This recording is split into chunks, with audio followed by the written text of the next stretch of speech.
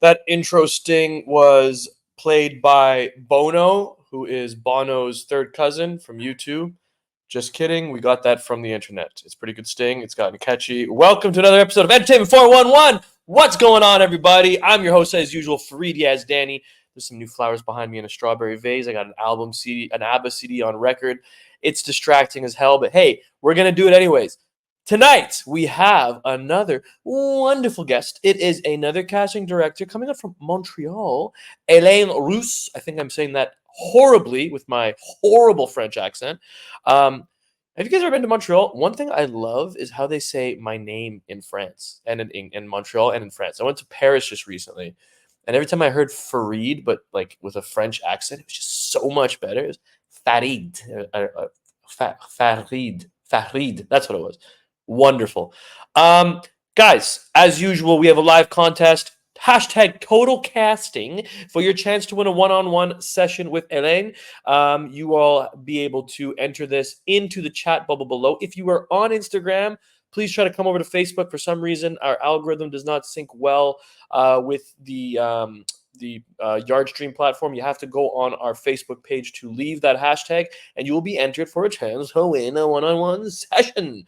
Now, questions, please put them in the comment section below, as always, and then we will be happy to answer them. My hope is that you take over the show, and I'm going to be asking only questions from the audience. That is usually the sign of a really, really, really good show. And without further ado, ladies and gentlemen, shall we introduce today's guest, Helene Rousse. Please join me to the stage. Hello. Bonjour, Farid. See, so much nicer. English is boring. Way nicer. I love your name, Farid Yazdani. Correct. Yes. Thank you so much. Yeah. How are you, Helene? Nice to meet you. I don't think we've ever met before. I don't think so, but I mean, you look so familiar to me. That's great. It must be all those headshots I see going through. That's a good sign. That means I'm doing my job and I am branding myself well. So I appreciate that. I know. We're all over. Montreal, you're Toronto. You have posters in the back. I like to talk about people's background setting. Are those from projects you've worked on? Yes, actually, that's right. We have Kamataki that's there. It's a co-production, Japan, Canada. Wow. What else do I have there? I Me Wed, which is shot in Ottawa. Mm-hmm. And Hot Dog, which is a French movie. Nice. Amazing. I have other posters, but you know. No, those are the ones we're featuring today, so it's all good. It's all good. I was on the ABBA album. I got a special thanks. I'm kidding. I wish. We on this show like to bring a face to the casting directors, bring a face to the behind the scenes, the producers, the writers, the directors, people that you don't necessarily see behind the scenes as often.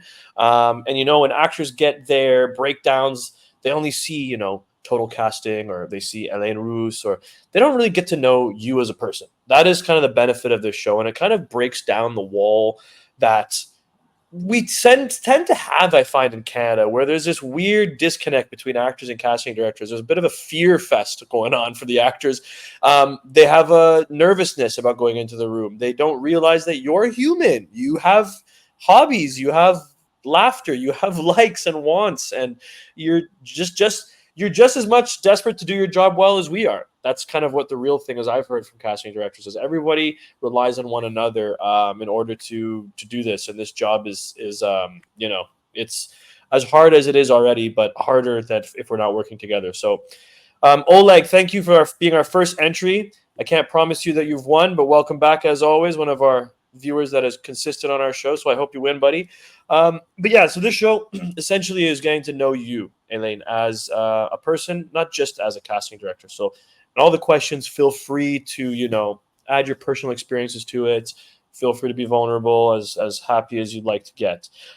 So without further ado, I'm going to ask you the first question because it's sort of the best intro question. And what was your journey to becoming a casting director? How did you get into this world? And how long you could plan on continuing to do it?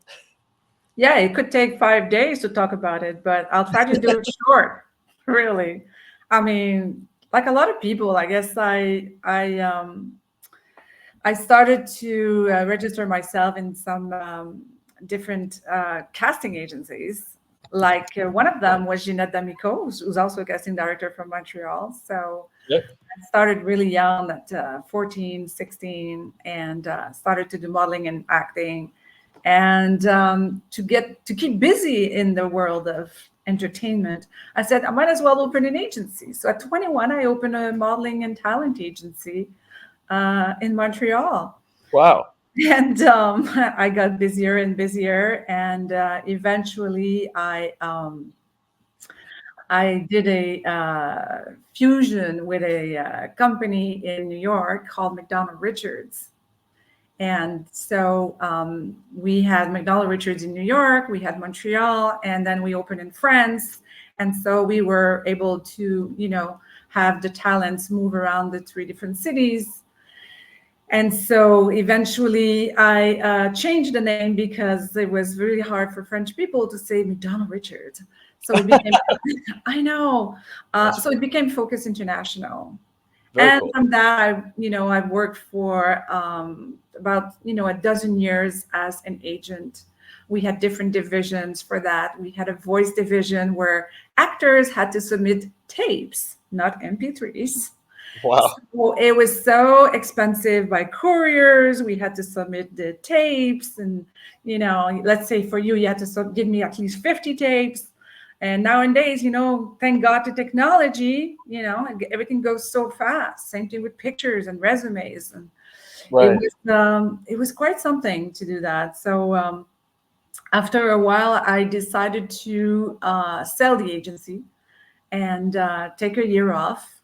A few things were happening in my life, and I decided to take a break, go to LA, regroup, and I opened the casting agency with a feature film. And that was 24 years ago. Wow. Amazing. So it's going to be our 25th year next year. So Wow, good for you. hopefully we'll do a big party. We'll invite everybody. That'd be fun. That's great. That's wild. Yeah. You've been in the short. Yeah. Short term. You've been doing it since you said 21 is when you started, right? Mm-hmm. You've seen the industry change all Totally. over the place, and you've had to adapt. So that's quite interesting. Because a lot of times you hear people who are casting directors, they start off maybe in business school, they were in production or acting for a long, long time until they decide to go into casting. Like, maybe they've been doing it for 10 years, 15 years, but 25 is definitely a milestone. And I hope to be popping champagne with you. I'm expecting my invite in the mail, courier, with my self-tape. I think it's going to be a big event. And I always did like big events, like the 5th anniversary or the 10th. Mhm. Like we used to do the first party of the World Film Festival in Montreal, the first Friday. Oh, wow. Like 3 years in a row, we had huge events, like 400 people and DJs and like the party in white or stuff like that. So You guys in Montreal know how to party. I'll tell you that. Oh, it's always a good time. It segues to my next question, actually, and it's kind of about your job, and you kind of touched on it a little bit. But what do you love about casting? Like, what brings you joy about your job? I love a challenge. Okay. I love giving the vision and more to the creative, that it be a producer, that it be a director. I love to work with the creatives a lot more than when I used to be an agent. I can work directly with the creatives and to be able to give them that vision. And sometimes they don't know what they're looking for, that. And Yeah. we give them always the extremes, like a little bit this way, a little bit this way. And then they say, oh, yeah, that's right. So I always think out of the box, and I do my research as deep as possible. And not only when I'm receiving. So, but I love that the client at the end said, amazing casting. We really love it. Like again, this week, we just got another big thanks, big accolades from directors and producers. So for us, it's like getting a big trophy. For sure. Yes. I love that. This is a question that I think is going to get more in detail. So I'm going to put a scenario out for you because I know it's kind of a generic question, but let's imagine that there's an actor who's been doing this for maybe, 2-3 years. They just started. They just graduated from film school, acting school. They just signed with a decent agent. They're happy. and they're trying to break their way into the industry, trying to break barriers. They're trying to get auditions. They're trying to get self-tapes. They're trying to get, self-submissions. What advice would you give to that actor, an actor in this generation who is trying to be seen? As you know, it's such a big industry with so many actors. So what can they do to stand out? What are some tricks or tips that you can suggest to them that might help them on their journey to, getting in front of you? Because the more lottery tickets they have, the better. It's a very good question. Absolutely. And for that, yeah, I also do some strategy for careers, but there's multiple ways to do that. But yet to get some counseling with some people that are in the field and get different directions will help to move forward the career. One thing that will help, of course, is to be part of the different platforms. Some platforms, some actors don't even know they have to be part of it, like Casting Breakdown, for example. Right. All of those casting workbook, etc. So there's a lot of different platforms you can be part, but you can also register like a casting agency like mine, for example. People can register, even if they have an agent, they can go and register through their website to be part of the database, because a lot of casting agency, they have a good database, and when we're looking for something so specific, it's a great research tool. It's better than many other platforms because we adapt it to the market. And if I'm looking for a girl who's 5'2", who can rollerblade and speak the sign language, I can do a research in my database and it's going to pop up, right? If I'm looking for, I'm casting a big web series, I will send it out to the people that I register because I can do the research so much faster. Otherwise, I have to go to 10 different platforms and do the search, other than sending out breakdowns to all the agents. So sometimes platforms or database like mine can really help in the research.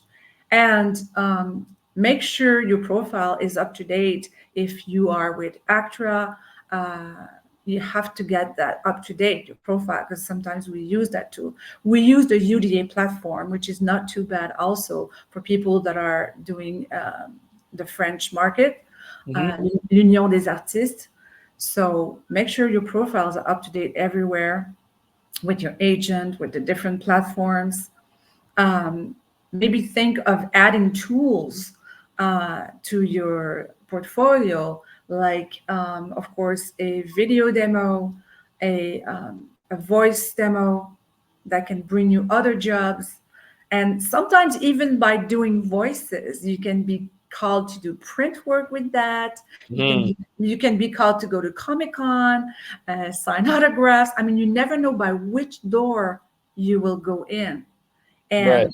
And that to say, if you don't have every single sports written even on your resume, or every accent that you can actually do, sometimes you can be selected just because you can do that accent, or because you can do flips skiing and the role needs that. And if you didn't put it on your resume, or your agent doesn't even know, well, you're going to miss an opportunity. So you really have to widen the net and try to get those skills.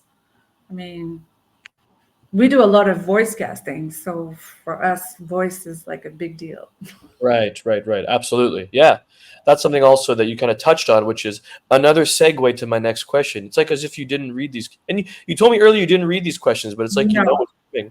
Oh, there you go. It means you know what you're talking about, because the next question, which I also want to touch on more specifically, is how important it is for talent to have a demo reel. Now, this is an easy answer. I know you're going to say yes, it's important. Of course. Every casting director has said yes, it's important. I guess to be more specific, what is your opinion on what you'd like to see in a demo reel? And it's always the cart before the horse. Having a demo reel means you've worked, because a lot of times you have to have footage to put on that demo reel. So what would you suggest for those who have less footage to put together on a demo reel? What can they do to get something alternative as sort of a calling card for you to say, hey, I am Farid Yazdani. I haven't worked yet, but here are some of the things that I can do.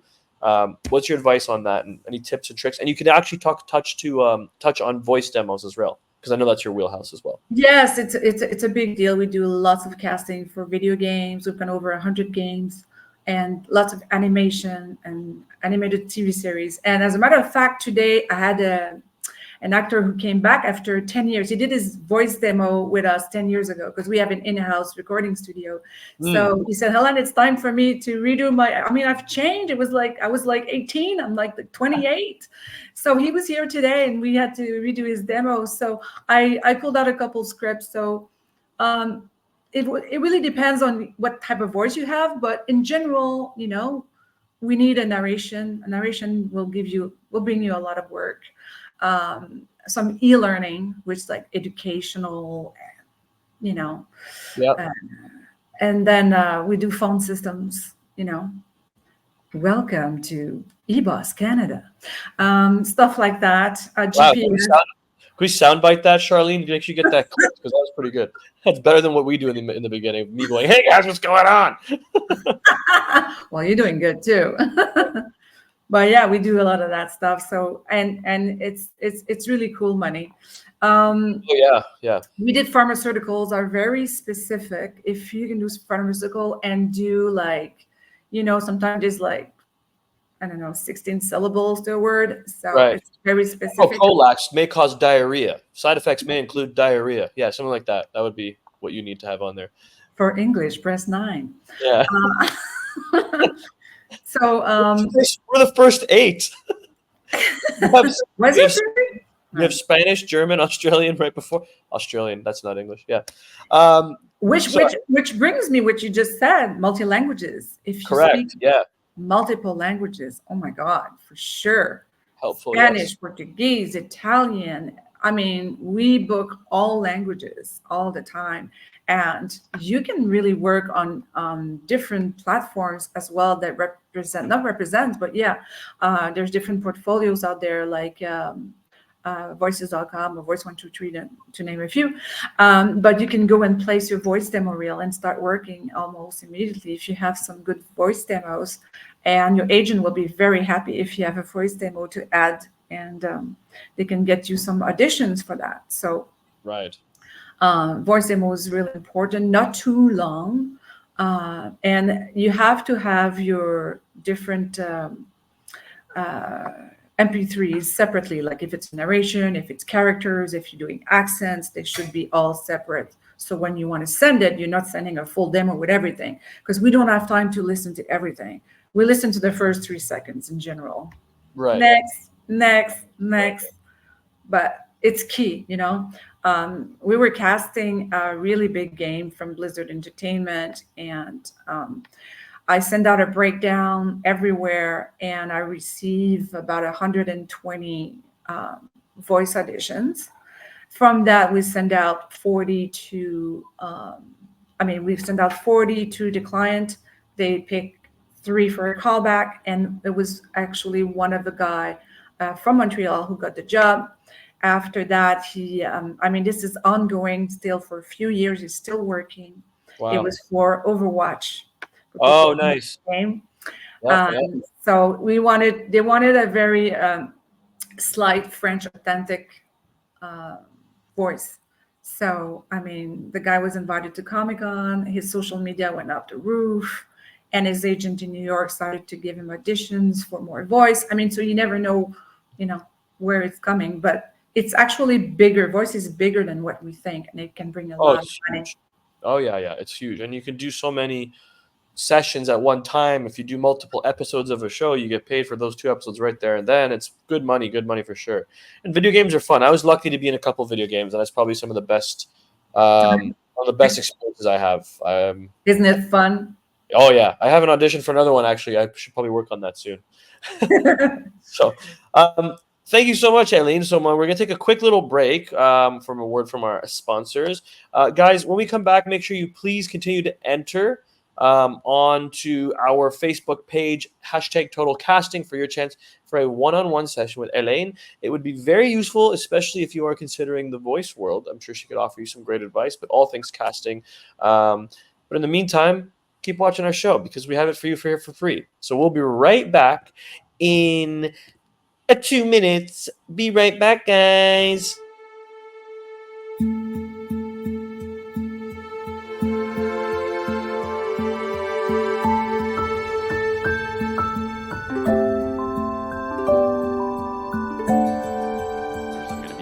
director who gives you good notes. I'm going to be a bad director who gives you lousy notes.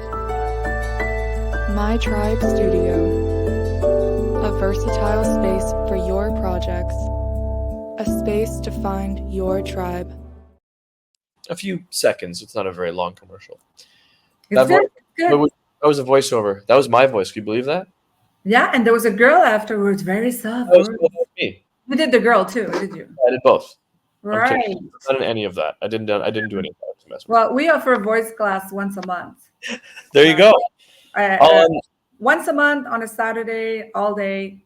Okay. And we tell them what to do, what not to do, how to market your voice, what you need. Do you do any virtual stuff, or is it all in person? Right now we do in person. During COVID, we did some virtual, but virtual can work, except to go in studio, it's a different story. Right. Okay. Shall we continue on with the questions? We have some from the audience, so I will go to those shortly, but let's continue on with the questions that we have here. And it's more specific to youth, I guess. I'm sure you've worked with the young children in your time being a casting director. What advice would you give to the stage moms and dads specifically who are out there who have to, I don't know, who are trying to get their children in the business? What's your thoughts on that? Well, there are different talent agencies for kids. There's modeling agencies and talent agencies. So it's like anything for an agent. You need to shop around to get an agent who will represent your child. One piece of advice is when they ask questions to your child, don't answer for them. Let them answer. That's usually a real bother when the parent always answer the questions, when we're actually looking at the kid and asking the question if they want to do that or this or that. Right. So that's a biggie for us. We book some kids are we're actually casting right now a few kids, 12 kids for it. I think it's extra work on this TV commercial, but it pays really well. It's like $275 or $300 for the day. So some kids are registered in our database, but we also, of course, we call the talent agencies and we say which kids are available. So you have to be able to respond quickly, because sometimes when we get suggestion, we need to send the pictures to the client for them to pre-select. Then we have to make sure that they're available. Otherwise, it's frustrating for the agent, for us, and the client.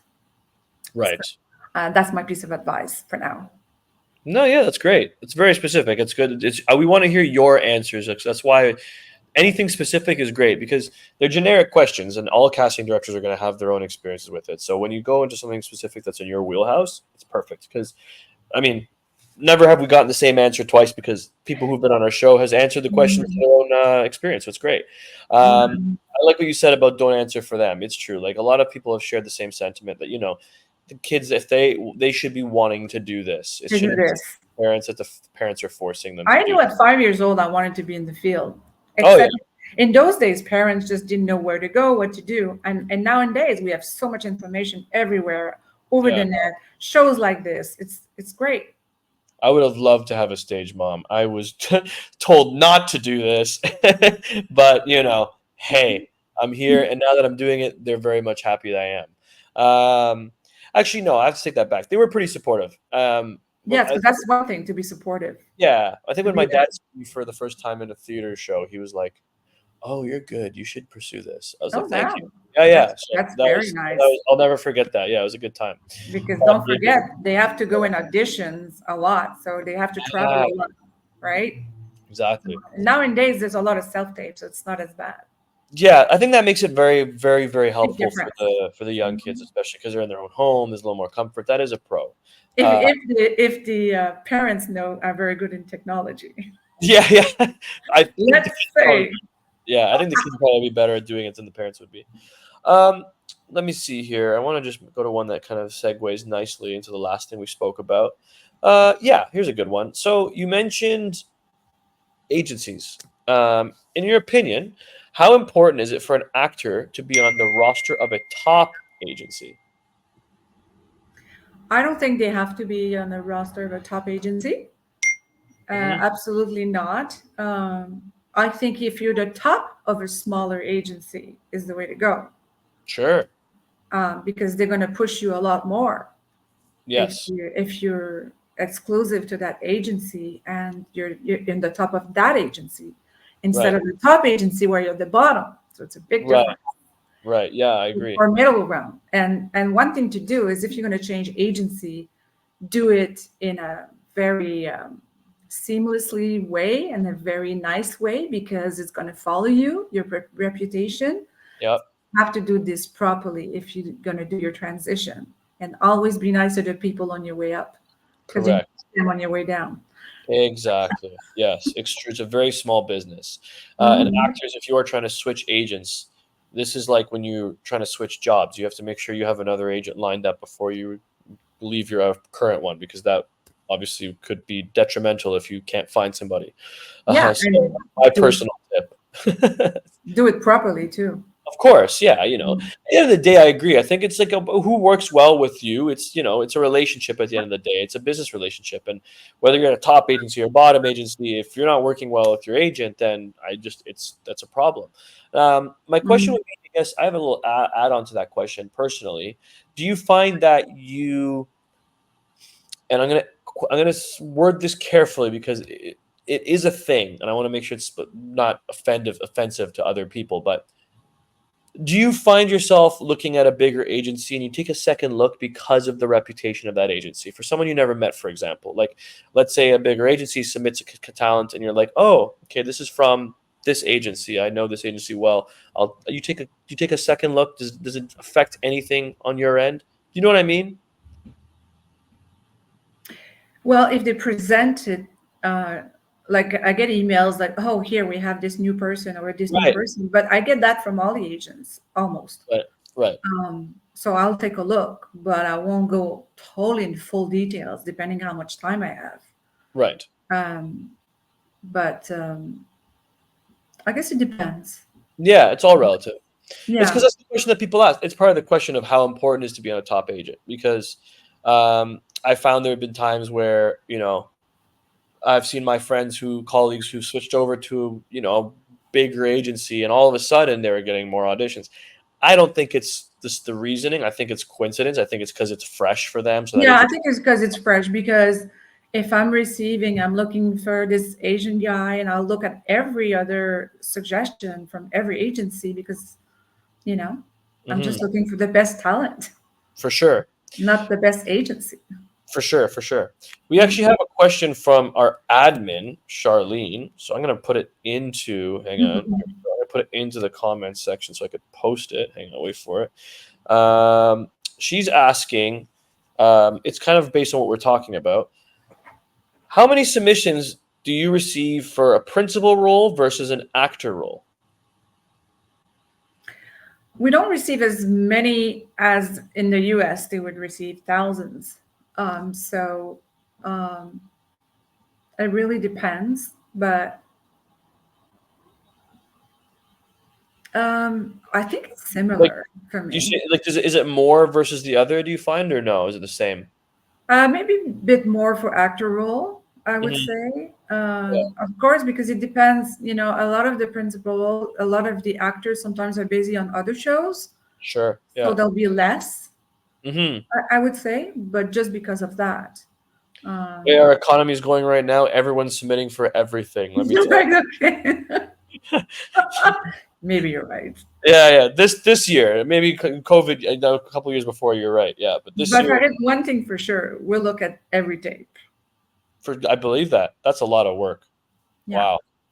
We'll look at everything, because you never know when the pearl is going to jump at you and like, wow. Like my assistant told me, Helen, come and check this tape. I'm like, wow. Nice. That's good. There you go. I love to be surprised. I love to find that special, it's great. We discover some really good talent, and very excited about that. I love discovering new talent, and they're doing really, really well. So that must be a nice feeling. Yeah. Oleg, our friend Oleg Firehead Kasniets. Do you think an actor should become an actor apprentice after booking his first actor role, or keep building a resume as non-union? It's a good question. What's your thoughts on this one? It is a good question. Yeah. Yes. If you become apprentice, you will be in the second year of being able to audition for TV commercials, and of Correct. course, it depends how old you are. But for films and everything, yes, I think it depends where you are at. But this is a very personal choice, For and sure. everybody is different. So if you have a chance to become apprentice, and it might bring you some more things, it depends. I mean, some people, it depends where you live also. Some people, will wait to build their resume in Toronto, and in Montreal they'll prefer maybe getting that actor apprentice to start with. So it depends on the market as well. Correct. I'll give my personal opinion on this one. I think people don't realize how difficult it is to book an actor apprentice role or their first That's right. actor role as a non-union. We've touched this about a couple times on a show prior to, but essentially the casting director has to submit proof to ACTRA that they have auditioned set amount ACTRA members and they still wanted to book this non-union actor. So I think it's very important to realize that you might not get your next ACTRA apprentice role for a while, and that might be an opportunity that you lost out on. So I personally think if you've booked an ACTRA apprentice role as a non-union, I personally think you should take it, because it's a sign that you're able to, and from a competitive point of view, compete with the big dogs. At the end of the day, all the actors who are working are at the end of the day going to be unionized. So I think what Helene was saying too, what you're saying, Helene, was commercials is the biggest factor. Commercial, they start with union members. We start with all the full ACTRA, and then if they can't find, they go into apprentice, and then after they'll go non-union. Especially now with the models. Especially with the lockout, there's been a lot more non-union work out there for commercials, I think, because of what was happened recently. Correct? So there might be some actors out there who are making a lot of money doing non-union commercials. So if you're a big commercial actor, I think that's when you have to really make that decision too. Yeah, that's a different thing. Yeah, film and commercials. Yes. So as you said, it's all a personal thing. It's all a matter of where you want to go. It's a very specific question. But great question, Oleg. Thank you for that. Yes, thank you.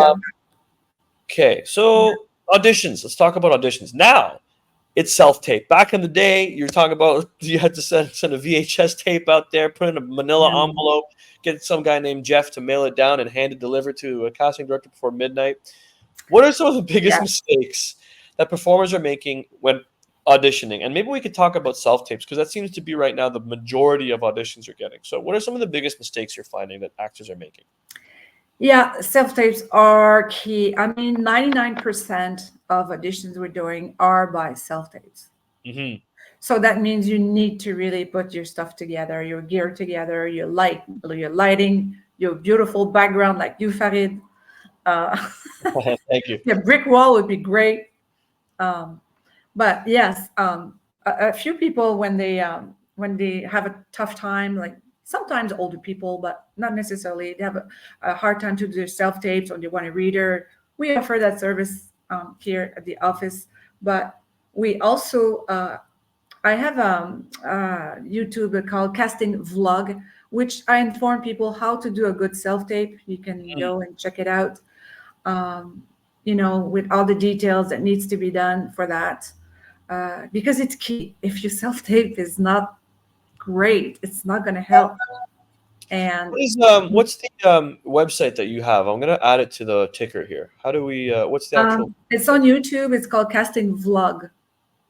Casting Vlog. Yes. Lovely. Okay, I'm going to add that. So, sorry. Yeah, I have a couple of videos out there how to, for your headshots and your resume and how to do a self-tape. And I have it in French as well, but not in Spanish. There you go.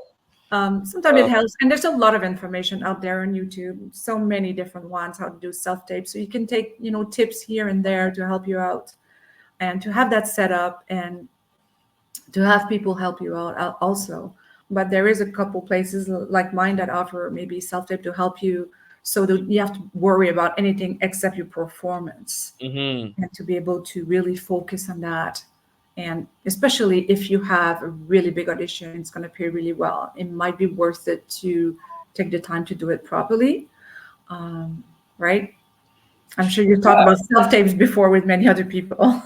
No, you're right. It's true. But it's not. It's worth mentioning. It's why would you give yourself less of an opportunity if your thing looks bad? Because at the end of the day, when you're looking at your tapes, the first thing you're seeing is the setup. You're not hearing the acting, and the first thing you're seeing is, oh, look at that.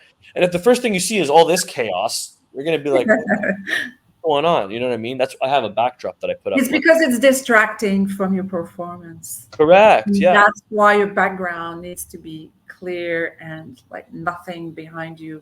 Hopefully, Yes. Have a really nice spot in your house or somewhere. Some people do it in their car, especially voice work. But Yeah, I mean, whatever you can do it. If I know sometimes you need to give it on time, and it's rushing it against the clock, and oh my God, right? So, but I used to stick my head in my closet for my voiceover work. I used to close the thing and just sit with my laptop and my microphone. It was fun. Perfect. So, guys, make sure you visit YouTube. It's called Casting Vlog. If you guys need any help on your auditioning techniques, self-taping techniques. We're going to take another quick break. We have some more questions from the audience, so we'll come back to those when we get back. This is, as you guys have seen many, many times, my personal trailer for a project I have in the works called Day Players. We now have announced that it's going to be releasing in November of this year, so stay tuned. We're going to be having a premiere in November as well. Guys, this is a project I've been working on for a long time. Something to keep in mind if you want to have yourself be portrayed on television a certain way. Create your own work, write, direct, produce, find your friends, find your colleagues, find people who are in the same industry and wanting to have the same goals as you. And here's a quick example of what I put together with some friends and some help. So Day Players is coming very soon, so we'll be right back.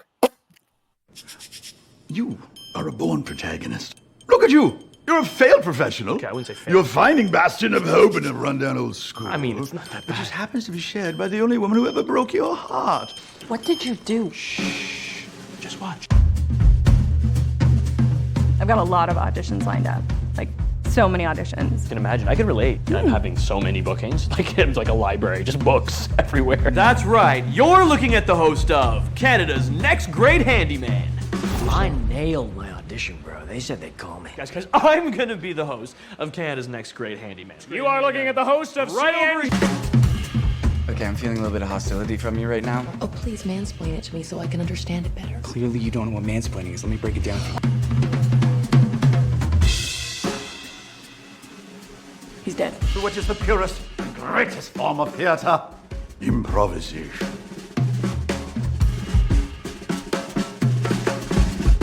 Told you I would eat you! I told you I would eat! Woo! Let's go! I cannot watch this anymore. This is agony.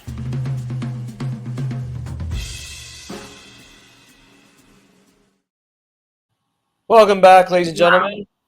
Oh, thank you. Appreciate that. That was so cool. Thank you. Yeah, it's called Day Players. It's going to be a 6 by 10 minute web series that we're going to be releasing on YouTube come October. As you can see, it's a show about actors. I got amazing talent involved. So that is a passion project of mine. We ended up winning the Canadian Comedy Award a long time ago for it. And there's the official, where is it? Official poster for the series. So that will be coming out. Yeah. Lovely. I'm excited. Because you live your passion. Yeah, man. And you got to go for it, no matter what, like you said. Yeah. Especially, being not seeing myself, people who look like me, I should say, portrayed in certain roles. Back when I was first making this project, I decided I'm just going to do it myself. So I'm hoping I'm inspiring y'all who are watching to continue to do that for yourselves as well, because it's the only way. You're going to have to do it. You got to get up out of your seat. Don't wait for your agent to call you. He's not going to call you if you're just sitting there waiting. As soon as you distract yourself, they're going to call you. Go book a vacation and your agent will call you. It happens every time. Yes. Every time I book a vacation. Oh, yeah. Yeah, remember that thing you auditioned for? Yeah, you have to film. Great. Okay. We have some questions from the audience, kind of specific stuff. So Dan Lim asks, one of the more frustrating things in the business is waiting for footage. As a casting director, would you look at a good commercial with lots of FaceTime and lines and self-tape monologues and scenes? So I think when he's asking for maybe like your demo, do you look at commercial demos, and would you be open to seeing like self-tape monologues and scenes you've put together as maybe a proof of concept for yourself internally? Maybe not to send to the client, but what do you think about that? Well, I do look at the demos when I look at the suggestions from agents. When they send their suggestions, I look at the different demos. If there is a commercials, I definitely will look at that. I like to see, I like a fast pace. Monologues, I found them sometimes a little long. Scenes are good. I like scenes. But video demos are really important for me to sometimes decide if I'm going to bring that person in or suggest them or whatnot. So, but even for commercials, I think it gives an idea of maybe comedic skills, possibly. Last time we needed people that could dance and mimics without talking. We auditioned lots of people. They had to dance and mime. Nice. That's just a few weeks ago. So, we were looking at videos. It was like very funny, actually. And it was a thing for kids. But we look at stuff like that. Absolutely, Dan. Thank you. Yeah, it's a great question. Yeah, Dan, I think that's what I did when I first started. You obviously don't have footage for your demo because you're not in anything.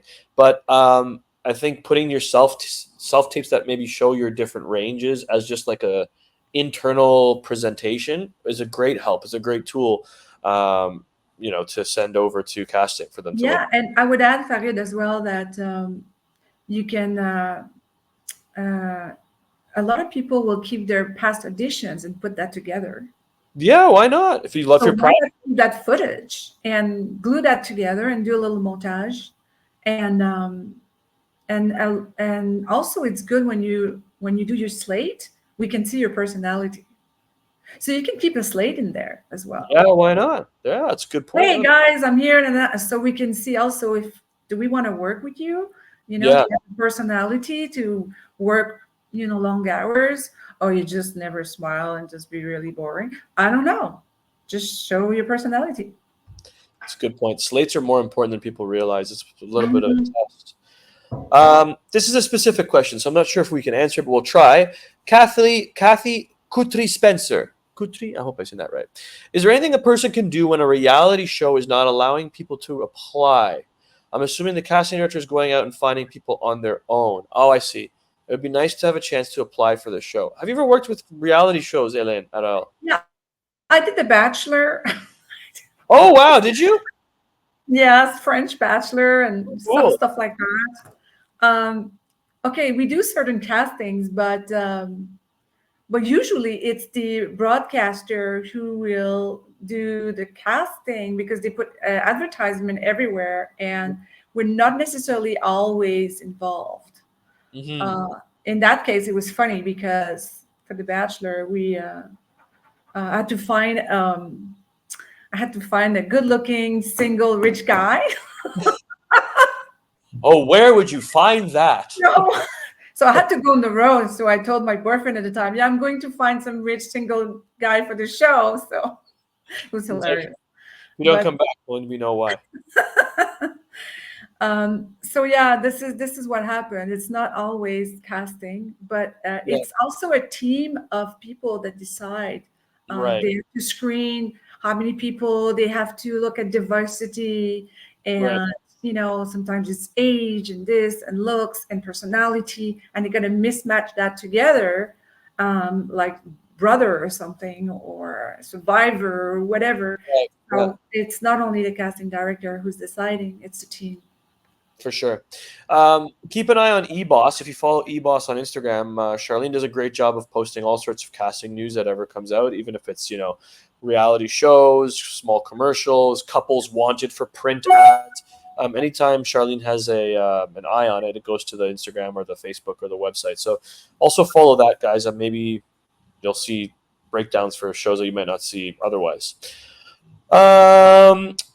Speaking of which, when a casting notice is posted on social media or eBoss, what makes an actor's email submission stand out to you? Self-submission, I guess we're talking here. Well, stand out. Your pictures. Yeah. The pictures that are good and we can see you when smiling, when not smiling. The resume depends what we ask in the social media notice. We put it on Instagram. We put it on our Facebook. We have 3 different Facebooks. Most of those, basically. So, yeah, it's the little notes. You don't have to put, 10 paragraphs. We don't need to. We don't have time. But straight to the point, I'm auditioning for this role. This is for this, blah, blah, blah, because sometimes we have 5, 6 projects at the same time. So we need to know for which one you're sending it to. Short, to the point, with attachments to it. Don't forget the attachments. Aha, there you go. Free advice from Helene. Okay, we have a few more questions left. I want to thank you just right off the bat for just being with us today. You've been really helpful and insightful, and we got some good engagement from the audience, some really specific questions, so I think it's very, very helpful. This is a good question.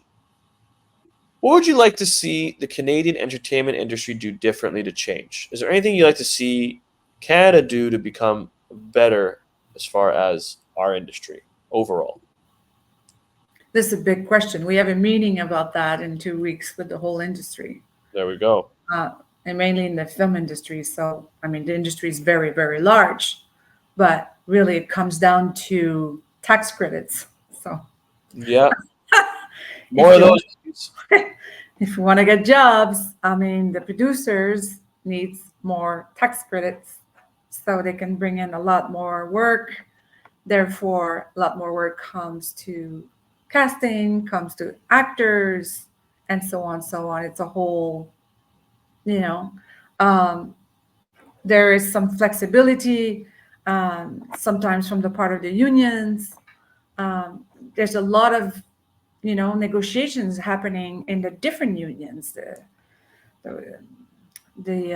workers, the technicians, and there's just so many different points, and that's why there's a forum coming up on that. About all the different points to make a difference and how they can bring in a lot more productions in Canada. And right? That it be Vancouver, Toronto, Montreal, Ottawa.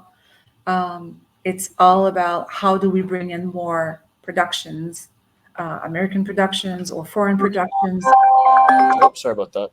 And help out our community here. So some people have to get involved in that, and maybe some with different association. Like we have the BCTQ here, it's the Bureau du Cinéma du Québec, and they have different ones in Ontario, and so on, so on. So if you want to get involved, you have to become members and want to, help the industry that way. For sure. Amazing. Yes. Well said. It's true. There has to be a little bit more help from the government side so we can get more productions in here. Because we got a lot of people that can work up in here, guys. So, hey, government, come on, bring the moolah. Here is another question, the last question of the day, Helene, and then we're going to draw our winner. So, ladies and gentlemen, if you have not entered, please enter our contest just by simply hashtagging Total Casting. And to register on Total Casting, go to totalcasting.ca. That is www.totalcasting.ca to register for all the classes and any workshops. I'm sure you have all your profiles on there, and everything is on that website there for actors yes, to. Definitely on totalcasting.ca. You can have all of the information there for sure about classes, photos, self-tapes, etc., etc. Yeah. The voice class. Amazing. And how to register also. Of course. Our last question. It's a touching one that I love to ask. It's very interesting. Who are your mentors and what inspires you? Or mentor, singular. Well, mentors. I think I've been more a mentor, but what comes to mind? Some people that I do admire in my division. I'm part of different association for casting directors. I'm part of CSA, CDC, ADCQ, all of them. And here's the dog. Very sweet. And there's some great gals out there that I really appreciate. You probably know Ginette D'Amico. Mm-hmm. She's a great casting director that's been doing that more longer than me, which I admire a lot. You know Kim Herden, also in Toronto. Yep. I've worked with her also. We do some of their French voice castings here once in a while. These are great people I love to work with. But for me, I like to keep a positive attitude always and try to manifest my dreams. And I call up to everybody out there to manifest your dreams and go for what you believe and act on your passion, because that's one of the goals in life, is to live your passion, be happy as much as possible, and bring the people around you for that. So for that, I wrote a book. It's not out yet, but it's called The Dream Trader. Oh, wow. And in French, it's Courtière de rêve. So hopefully it's going to come out in 2025. So I like to inspire. I like to be inspired. And I like to continue my path to do this a long time. So wow, well said, Helene. No, thank you so much. That was great. We have one more. Yeah, Oleg says, "Oh wow, clap, clap, clap." He also has one more question before we go and do the draw. Is it important to have a strong personality and brand / big social media following? Do you find that? Well, we did a casting in Toronto for a video game where we needed the voice to have a certain following. We have to they had to do a voice audition. We had to show how many followers they had on different social medias. It doesn't happen that often, mainly for games, because they want to market afterwards the video game, and they're looking to see if you can help out with the marketing. So that happens once in a while. So it depends what type of project. But if I were you, I would try to work on your social media slowly and to bring it up. It's not a must, but it would help eventually. It doesn't hurt. Yeah, exactly. It doesn't hurt. Yeah. Okay, Charlene, can we bring up our tool, our draw tool? You have to hit present and then share your screen. We're going to wait. In the meantime, guys, please keep putting your hashtag total casting there. Okay. Anytime, Charlene. Presentation tool. Everyone's dying to see who won. Drum rolls. Drum rolls. Here we go. All right. So we have 13 entries. Ladies and gentlemen, here is your winner for tonight. It's going to be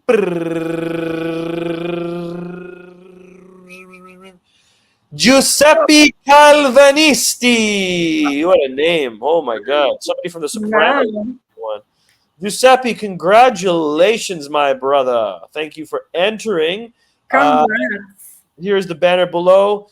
Contact us at ebosscanada@gmail.com. Congratulations, and all the instructions will be there. You guys can organize a time. Yes, congrats from Trina. Hashtags were all around. Guys, thank you so much all for entering. Giuseppe, if you are there, please make sure you email us at ebosscanada@gmail.com.